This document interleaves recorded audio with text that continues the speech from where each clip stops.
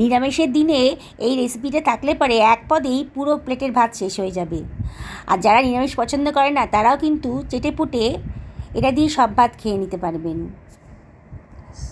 স্টিলের ডেকচিতে জল গরম বসিয়ে দিয়েছি, তার মধ্যে দিয়ে দিলাম হাফ টেবিল চামচ মতো লবণ, আর কেটে রাখা আলুর টুকরোগুলোকে আমি দিয়ে দিচ্ছি। একটু ভাপিয়ে নেবো, তাহলে রান্নাটাও তাড়াতাড়ি হবে আর আলুর মধ্যে যে স্টার্চটা থাকে সেটা বেরিয়ে যাবে।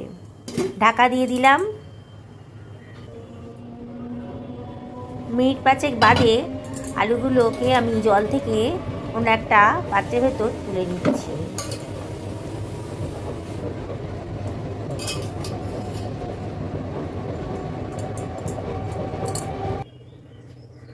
গ্যাসে কড়াই বসিয়ে দিয়েছি। কড়াইটা যখন গরম হয়ে গেছে তখন দিয়ে দিলাম 3 টেবিল চামচ মতো সর্ষের তেল, আর কতগুলো ডালের বড়ি আমি ভেজে নেব। অনবরত নাড়তে হবে। বেশ লাল লাল হয়ে গেছে বড়িগুলো। এবার আমি তুলে তেল থেকে তুলে অন্য একটা পাত্রের ভেতর রেখে দিচ্ছি। এবার আলুগুলোকে ওই তেলের ভেতর দিয়ে দিলাম, ভাপিয়ে রাখা আলুটা তেলের ভেতর দিয়ে দিলাম। একটু ফ্রাই করে নেব। হাফ টেবিল চামচ মতো লবণ আর হাফ টেবিল চামচ মতো হলুদের গুঁড়ো দিয়ে দেবো।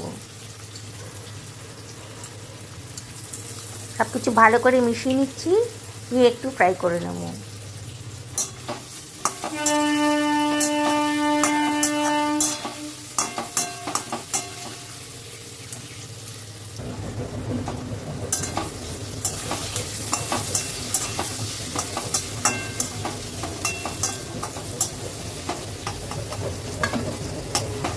আলুর কালারটা বেশ চেঞ্জ হয়ে গেছে, গোল্ডেন ব্রাউন হয়ে গেছে যখন, তখন আমি আলুটাকে তেল থেকে তুলে অন্য একটা পাত্রের ভেতর রেখে দিলাম।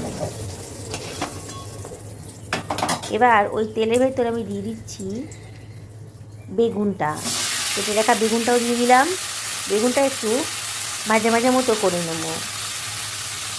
সামান্য একটু লবণ আর সামান্য পরিমাণ একটু হলুদের গুঁড়ো দিয়ে দিচ্ছি, দিয়ে এটাকে আমি একটু ফ্রাই করে নেব।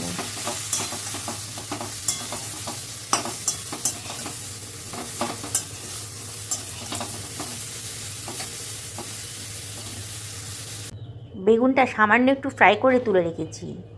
কড়াইতে একদম তেল ছিল না, সেই জন্যে 2 টেবিল চামচ মতো সর্ষের তেল আবার দিয়ে দিলাম। দিয়ে দিলাম 2খানা শুকনো লঙ্কা আর 1 টেবিল চামচ মতো পাঁচ ফোড়ন। খুব সুন্দর একটা গন্ধ বেরোচ্ছে। পাঁচ ফোড়নটা আর লঙ্কাটা ফ্রাই হয়ে গেছে। এবার দিয়ে দিলাম 2 টেবিল চামচ মতো আদা বাটা।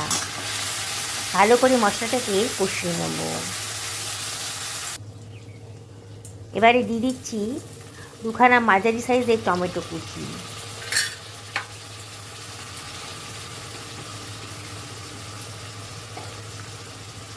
এক টেবিল চামচ মতো লবণ দিয়ে দিলাম, তাই টমেটোটা মজে যাবে।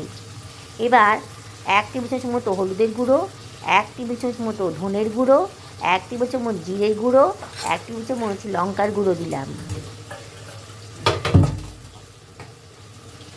এবার সামান্য একটুখানি জল দিয়ে দিচ্ছি যাতে মশলাটা পুড়ে না যায়। অনবরত নাড়তে হবে।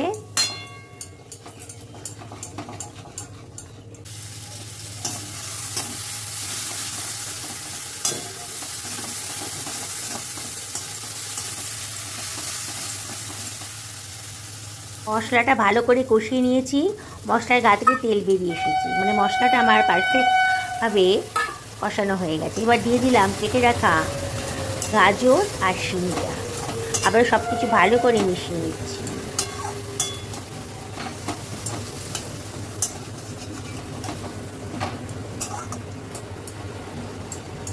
মিনিট 2 ভালো মতো কষিয়ে নিয়ে এবার দিয়ে দিলাম ভেজে রাখা আলুটা। সব কিছু ভালো করে মিশিয়ে নেব।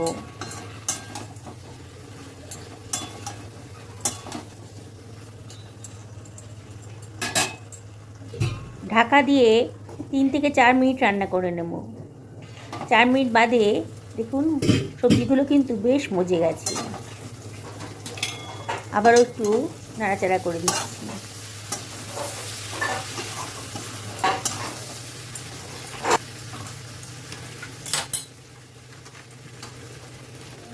এবারে কেটে রাখা পালং শাকটা দিয়ে দিচ্ছি।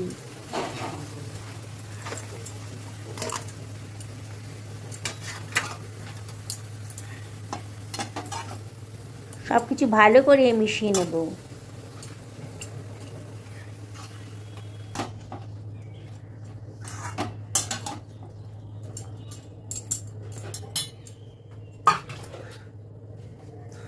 দু বাটি মতো জল দিয়ে দিলাম। আজকে আমি একটু ঝোল ঝোল তরকারি করব বলে 2 বাটি মতো জল দিয়ে দিয়েছি। ভেজে রাখা বেগুনটা দিয়ে দিলাম আর ভেজে রাখা বড়িটাও দিয়ে দিলাম। আবারও সব কিছু ভালো করে মিশিয়ে নিচ্ছি।